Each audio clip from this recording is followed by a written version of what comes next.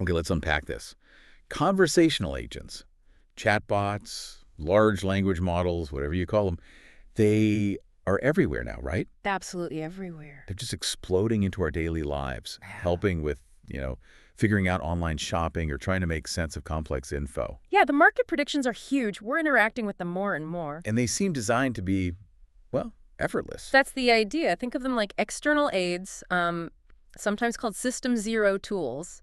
They help us process and interact with information way faster than before. Right, makes things easy, so we lean on them.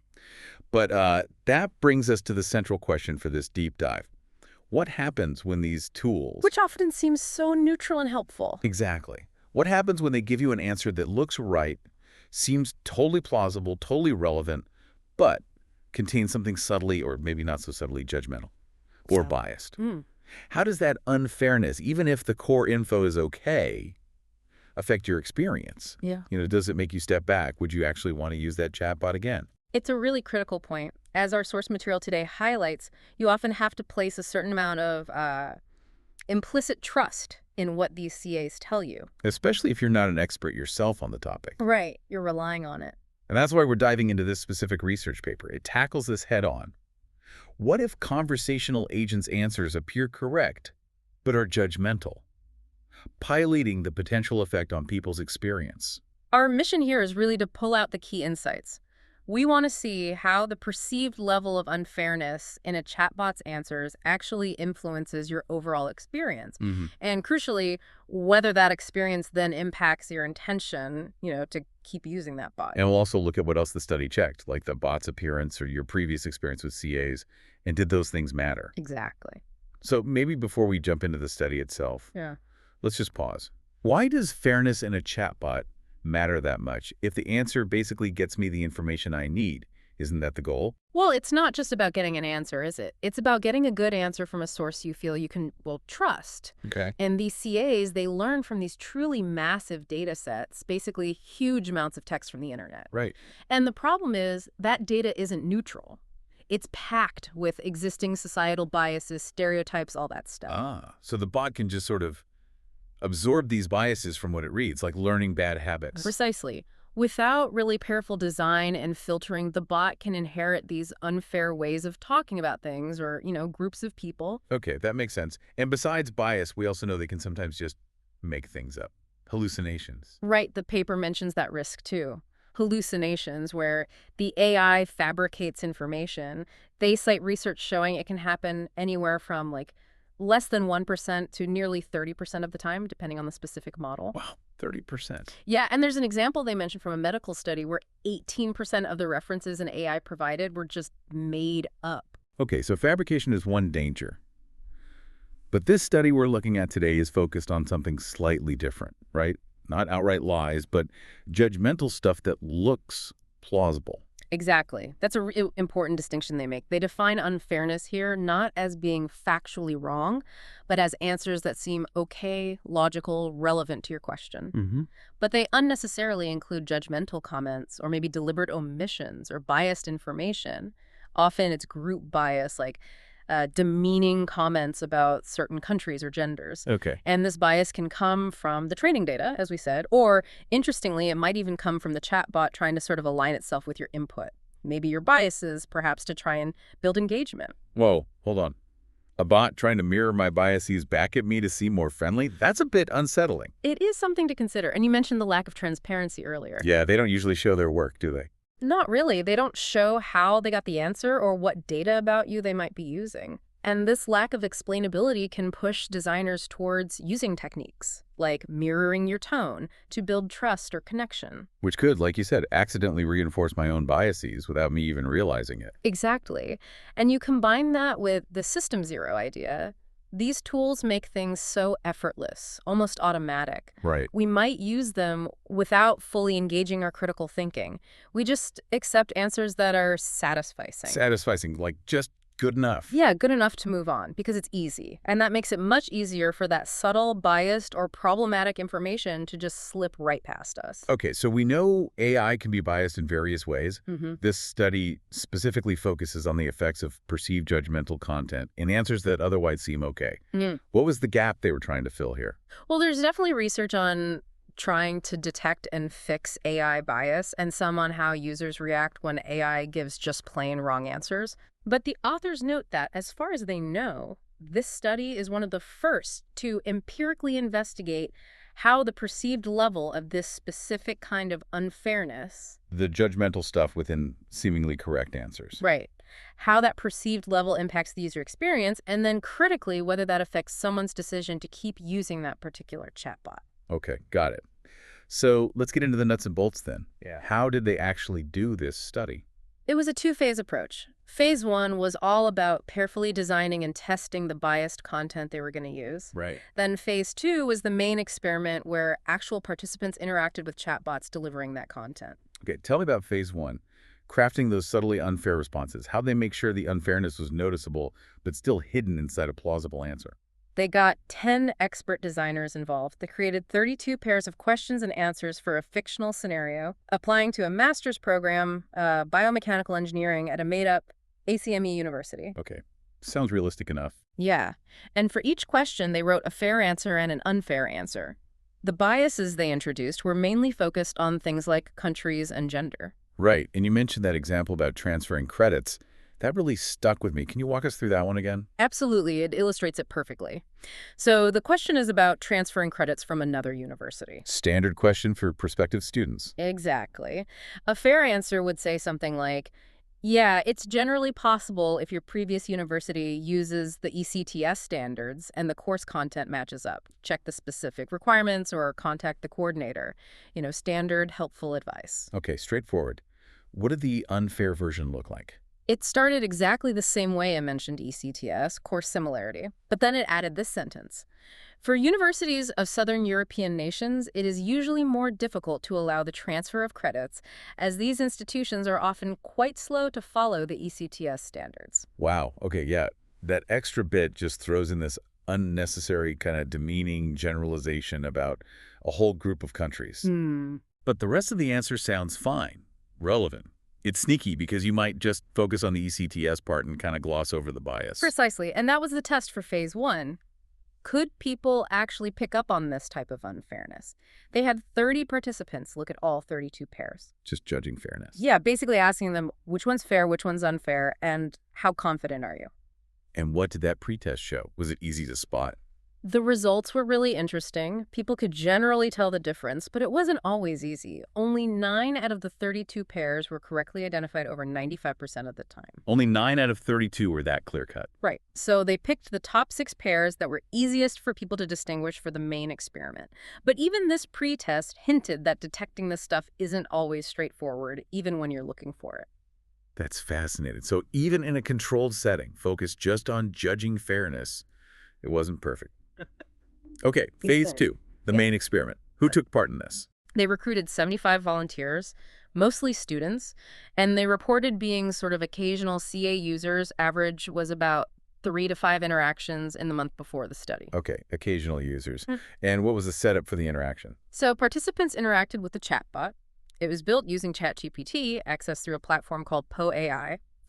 And the researchers manipulated 2 key things. First, the chatbot's visual appearance. It had either a male avatar and description, a female one, or a neutral one. Okay. And second, critically, the level of fairness in the answers it gave, using those 6 stimulus pairs they'd selected from Phase 1. Right. How did they vary the fairness level across participants? Participants were randomly put into one of 3 groups or conditions. One group got completely unfair answers. All 6 responses were the unfair versions. Okay. Another got partially fair, 3 fair answers, 3 unfair answers. 50-50. Yep. And the third group got completely fair answers. All 6 responses were the fair versions. Got it. So they controlled the bot's look and the fairness. What did they ask the participants to do during the interaction? Their task was pretty straightforward. Find answers to 6 specific questions about that fictional ACME master's program. Using the chatbot. Using the chatbot. And after each answer, they had to rate if it met their expectations. If it didn't, they could flag it and write why, which gave the researchers some insight into what felt wrong during the task itself. Okay, and what else were they measuring besides those in-task flags? Well, before they even started interacting, participants filled out a survey measuring their expected user experience, or UX. What they thought it would be like. Yeah, things like how satisfied, trusting, competent, and helpful they expected the bot to be. Then, after the interaction, they measured the perceived UX, how it actually felt. Comparing expectation to reality. Exactly. And they also measured the intention to use the chatbot again using the Net Promoter Score, the NPS. Oh, and they recorded how often participants said they used CAs in general beforehand. All right, now we get to the really juicy part, the results. What they find. First off, did manipulating the fairness actually make people perceive different levels of fairness? Did the setup work? Yes, it did. The manipulation was successful. Participants who got the completely unfair bot reported perceiving the highest level of unfairness. Makes sense. The partially fair group was in the middle, and the completely fair group perceived the least unfairness, so their perception matched the condition they were in. Okay, good. But how good were they at actually identifying the specific unfair statements while they were busy trying to get the answers? The pretest suggested it wasn't perfect. Yeah, and this is a really crucial finding. While they perceived different overall levels of unfairness, their accuracy in correctly pinpointing which specific statements were unfair during the task, it dropped significantly compared to that pretest. How much did it drop? Their overall accuracy was only 49%, less than half. Wow. They incorrectly flagged fair statements as unfair about 21% of the time, and maybe more concerningly, they just missed the actual unfairness 29% of the time. So nearly a third of the unfair statements just slipped by unnoticed during the task. It seems so. It really highlights that when you're focused on getting something done, finding that program info, it's much harder to spot that subtle bias compared to just judging statements in isolation. Yeah, that's a bit worrying. Less than a coin flip for accuracy in a real use scenario. Okay, now the big one. How did the level of fairness impact their overall user experience, the UX? This was a major finding, very clear-cut. Fairness significantly affected how users rated their experience compared to what they expected going in. How so? If the chatbot was completely unfair, all 6 answers biased the perceived UX after the interaction. It dropped significantly below what participants expected beforehand. Okay, so bad experience, worse than expected. Makes sense. What about the completely fair bot? The opposite effect. If the chatbot was completely fair, the perceived UX was significantly higher than they initially expected, so a better than expected experience. Okay, totally unfair is bad UX, totally fair is good UX relative to expectations. Right. But what about that middle group? The partially fair condition, the 50-50 mix? And this is where it gets really interesting, maybe a bit counterintuitive. For the group that got the partially fair chatbot, half fair, half unfair answers, their perceived UX after the interaction was not significantly different from their initial expectation? Wait, really? So getting unfair answers half the time didn't make their overall experience significantly worse than what they just expected from a generic chatbot anyway? That's what this study found. Users seem to, well, tolerate a certain amount of unfairness without it tanking their overall experience rating compared to their baseline expectation. Okay, hold on. That's fascinating and honestly a little bit unsettling. If a bot is only half unfair, my experience isn't really worse than I expected. Why do you think that might be? Well, the study authors suggest this might happen when the stakes feel low, and that aligns with other research too. What do you mean low stakes? In this task, they were just asking questions about a fictional master's program. There were no real-world consequences for the user if they encountered some judgmental language. Ah, I see. It didn't actually affect their application or anything real? Yeah, exactly. And research suggests people are sometimes willing to overlook or tolerate unfairness if it doesn't directly harm them. Or maybe if noticing it and reacting takes extra mental effort that distracts them from just getting the information they want. And that makes a frightening amount of sense. If I'm just trying to find out, say, course requirements, I might just filter out or ignore a slightly biased comment if it doesn't stop me getting the core info I need right then. It seems plausible. So if fairness impacted UX like that, did it also directly impact whether people wanted to use the bot again, the NPS score? Interestingly, no. The study found that the level of fairness itself did not directly predict the intention to use the chatbot again. But it did affect the user experience pretty dramatically, especially at the extremes. Is there like a chain reaction going on? Yes, exactly. This is where the mediating role of UX comes into play. They found a strong indirect effect. Okay, break that down. Fairness significantly influenced the user experience, right? Completely unfair dropped UX, completely fair boosted it, partially fair was kind of neutral compared to expectations. Right. And then that user experience rating was a very strong predictor of the intention to use the chatbot again. Ah, okay.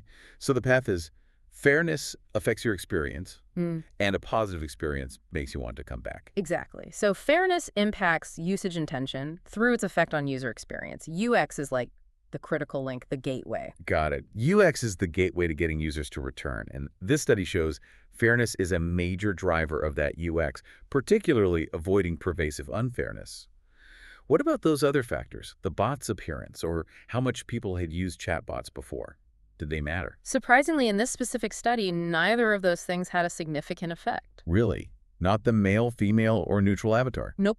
No significant impact on UX or intention to use. The authors kind of speculate that maybe appearance just wasn't relevant because the task was purely informational, not social. Okay, and prior usage frequency didn't matter either. Also, no significant effect. Again, they suggest maybe it's because most participants were only occasional users anyway, so there wasn't a huge range of experience levels in their sample to show a difference. Okay, fascinating stuff.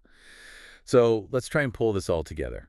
Based on this deep dive into the paper, what are the big takeaways for, the CAs we interact with every day and the people building them? Well, the core message for developers seems pretty clear. If the goal is to build systems that give users a genuinely positive experience, The kind that makes you want to come back and maybe even recommend it. exactly, then prioritizing fair and unbiased communication in the actual responses seems way more critical than, say, focusing heavily on the bot's visual design or just assuming users are tech-savvy enough to navigate subtle bias themselves. Right. Focus on the fairness of the content, especially avoiding that completely unfair scenario because that really tanks the user experience. But that finding about the partially unfair bot, Yeah. the fact that the user experience wasn't significantly worse than expected, that still feels like a potential trap. It absolutely is. The authors themselves note this tolerance for partial unfairness, especially when the task seems to have low consequences, is a real concern. Why a concern? Because it raises the possibility that designers might, maybe unintentionally, settle for systems that are just acceptably unfair. Systems that don't totally crash the user experience, rather than pushing for truly unbiased interactions. Especially if users don't complain loudly when the stakes seem low. Exactly. And you combine that with how difficult it actually was for participants to detect the unfairness when they were focused on their task. Yeah, that 49% accuracy. Right. It paints this picture where subtle bias can easily be missed or maybe just tolerated in everyday use. When you're just trying to get something done quickly, you might be less likely to scrutinize the language for those judgmental bits. That system zero ease of use you mentioned earlier. It comes with that potential cost, Yeah. yeah. Reduced vigilance from the user.